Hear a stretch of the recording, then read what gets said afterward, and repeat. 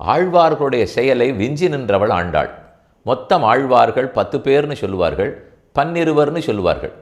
10 பேர் ஆண்டாளும் மதுரகவி ஆழ்வாரும் சேர்த்தால் பன்னிருவர்.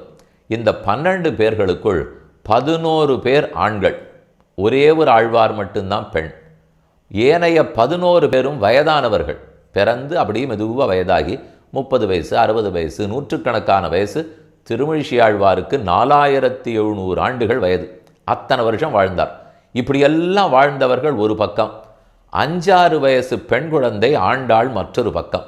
ஆனால் இந்த மகான் மணவாள மாமனிகள் பாடும்போது 11 ஆழ்வார்களையும் தராசின் ஒரு தட்டில் வைத்து ஆண்டாளை தராசின் மற்றொரு தட்டில் வைத்தால் அவர்கள் தட்டு தாழும், ஆண்டாள் தட்டு உயரும் என்று என்றோ பாடியிருக்கிறார்.